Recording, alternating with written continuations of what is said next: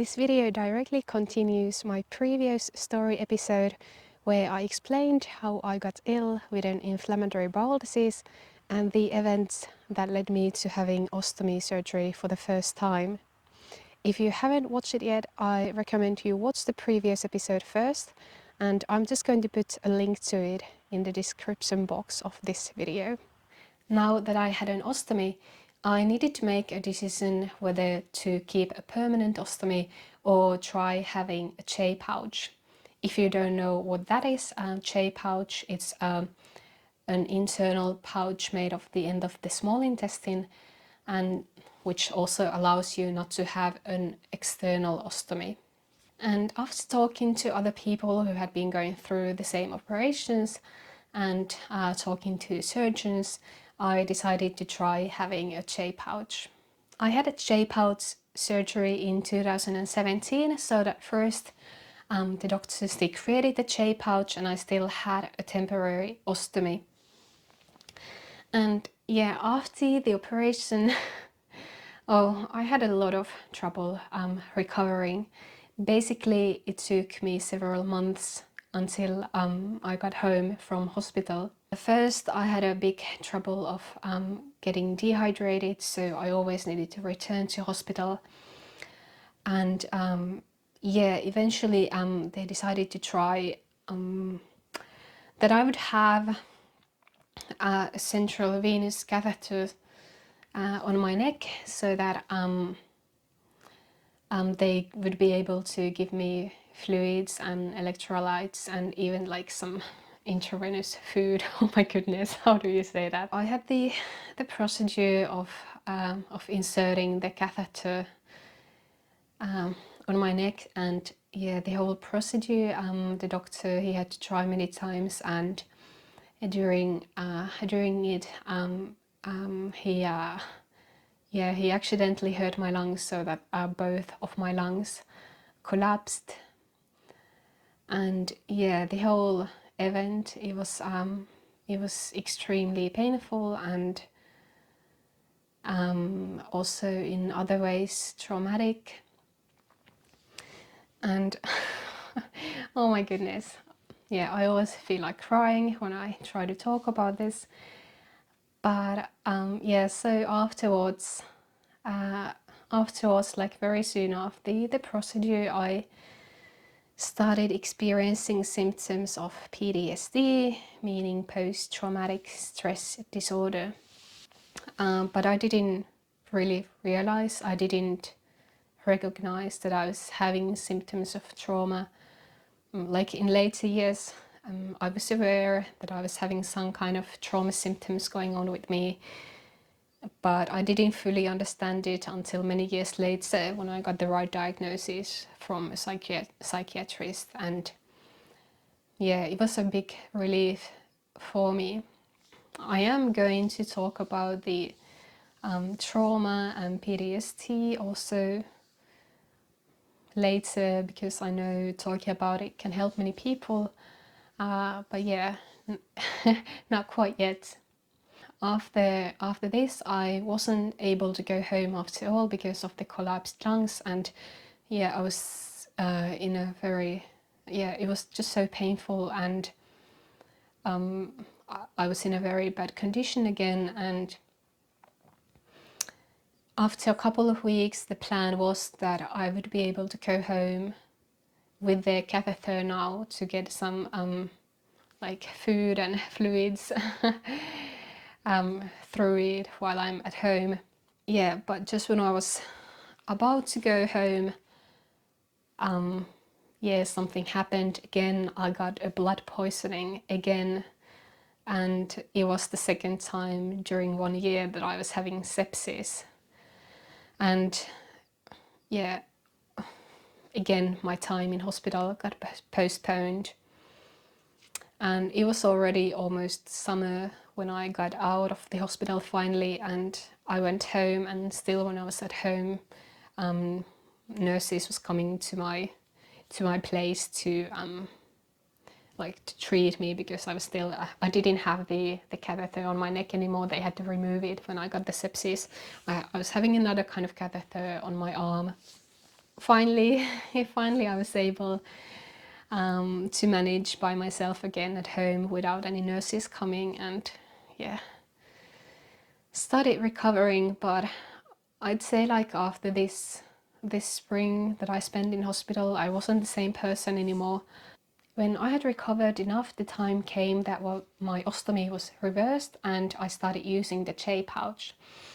And the weird thing in my case was that even before the reversal surgery, I had inflammation in my J pouch. And yeah, when I started my life with the J pouch, I was having problems immediately because there was this inflammation. And yeah, this was also affecting my mental health. I wasn't really able to go to uni. Now, this is the point where I'll be focusing on my story series, 2018, when I made the big life change, and I was going through a big internal change as well. I've really started to become aware of my soul, so to speak, and understand what I want to do in life, and that I wasn't following the path that I've really from my heart wanted to follow. And yeah, so that's when I started to make these changes, quitting my studies in university and going traveling and committing to my dream of becoming a writer and so on. Changing my life in this way, it brought me a lot of empowerment and strength and even better physical health, so that I was actually able to go traveling and backpacking alone and do many things. I'm going to talk about my travels and journey later in my story episodes, but just now focusing on this IBD path. So when I had been traveling, I hadn't been able to take that good of a care of myself, and returning to my home country, I was in a pretty bad shape again. My hemoglobin level was absolutely super low and I developed a bad erythema nodosum. I literally no idea how to pronounce this, but I had that very bad on my legs. So basically I wasn't able to even walk properly. But yeah, I remained persistent, and when I was feeling well enough, I continued with my travel and following my dreams. Now, summarizing the years that I had the J pouch, I was never really fully healthy with it. There was always some inflammation in it, and even if I tried to go to work, I wasn't able to do that for a long time. I had to quit and receive disability pension again. And in 21 there came a time when I was really close to having a total breakdown, and that's when I would need to have help, and I started asking around, and contacting doctors and so on, social worker and so on. And I decided to have an operation to remove the J pouch and to create a permanent ostomy. In 2022 I finally had the operation where my J pouch was removed and I got a permanent ostomy. They also removed one fistula I had, but after this operation, yeah, I had some trouble again. First, when they created the ostomy, the surgeons, they wanted to save my intestine, so to speak, so that I would have as much of my small intestine left as possible. And that's why they created the ostomy in a place of my intestine where there was still some inflammation. They didn't want to remove the inflamed part, they wanted to try to save it, with the idea that during time the inflammation, it would heal, and yeah, I could have a good life with the ostomy. But unfortunately it didn't work. So the inflamed ostomy that I had, it created an obstruction in my bowel. And yeah, again, this was like one of the most painful experiences that I've had during my illness history. Yeah, so those days that I was with the obstruction in my bowel, yeah, oh goodness, it was bad. I needed to have another surgery where they fixed my stoma, and this time the ostomy was good. I have been having a good life with it. The only thing was that the wound on my belly, it got infected, and it took quite a while for me to heal it and to take care of the open wound. Even when I was still in hospital and very painful with my stoma, I was still happy. I was still happy for having an ostomy. I just felt like this is the right thing. It felt like somehow that I was on the right path with having my ostomy back. Nowadays I'm feeling good with my ostomy, I'm having a good life, and I think it's amazing how my body has been able to recover from all this, like these 5 operations and yeah, everything. Even what I have been explaining in this video, it's just like the most important events, but there has been a lot more, like many times when I have been on an ambulance or just needing to have different kind of procedures or examinations. So I think it's amazing how my body has been able to recover, like, and what I can do. Like next month, I'm actually going to give a circus performance after a long time. I think like my body, I'm able to do circus acrobatics and hooping and actually perform in front of an audience. Yeah, I think it's amazing. Sometimes though I do feel sadness for everything I've been through.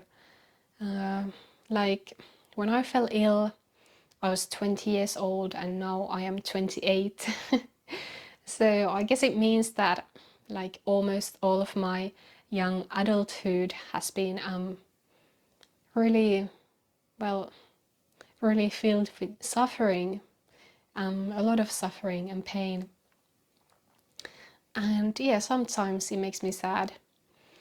Currently my ostomy, it has been shrinking and it has gotten a bit too close to my skin level. And because of this, I have been having some trouble with my ostomy bags and them leaking and so on.